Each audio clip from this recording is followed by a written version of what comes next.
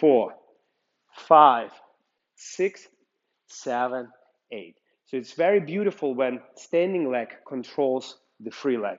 And remember, the standing leg work is rotation, outside or inside, out or in. Let's do exactly the same with the collecting foot for the forward walk. And 1, 2, 3, 4, 5, 6, 7, 8. And also it's very important to mention that as you rotate your standing thigh and collect the foot, the feeling is up. Try not to settle at that moment. Settling will happen a little bit later on the way out when you take off. So try to have that position high. Okay, so let's move on with the backward actions. So let's stay in this position so you can see more clearly. Now let's find our thighs when we're on the backward walk. So you can feel like this thigh can turn in, and it actually gives us spine traveling forward. And this thigh can open, and the spine travels back. In, out, in, out. And now as the thigh closing, notice how your free leg is opening, the thigh is opening, and it creates a beautiful foot turnout, same time. Closing, opening, closing, open. And now let's let pendulum to it. If we open your standing thigh, there is a pendulum change. If we're closing, there is also pendulum change. And also add diagonal stretch with the squeezing. Let's do it for the 8 counts. 1, 2, 3, 4, 5, 6, 7, 8. Excellent. Let's do exactly the same on the other leg.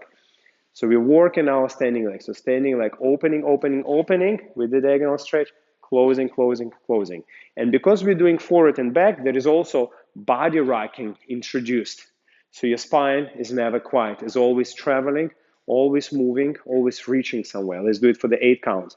1, 2, 3, 4, 5, 6, 7, 8. So how to collect leg when we're on the backward walk? So it's very simple. Every time you arrive on the backward walk, you want to arrive with the thigh closed.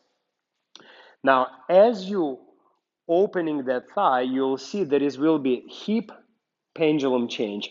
And this leg already will start turning in. So make sure here, do not lose your foot.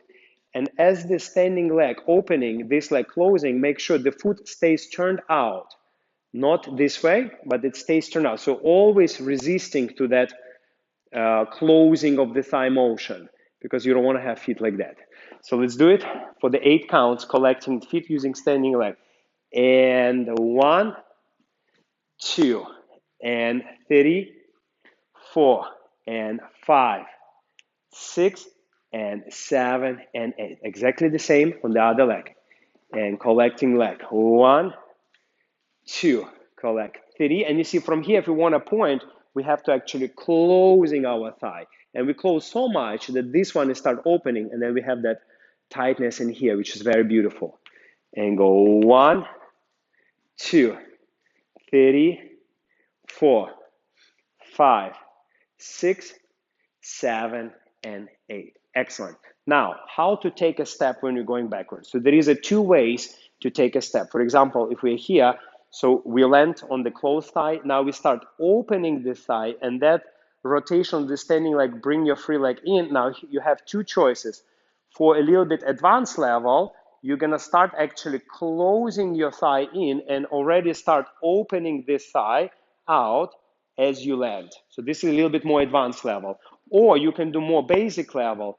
As you're opening the thigh, this leg comes in, and you keep that thigh open, keep that leg closed, and you basically place your heel in a closed thigh. So then as you travel, you have more safe position here, and then you start opening. But nowadays, there is a fashion to already opening this leg as you move back. So both steps are correct.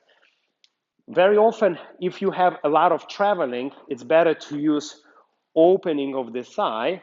So you have that reach, and for the last one, it's better to actually close your thigh, 4 and 1 and then continue. But it could be done differently. Okay, so that's how you use your standing leg and free leg. So let's do it slowly. Let's do a little bit this advanced level. So we opening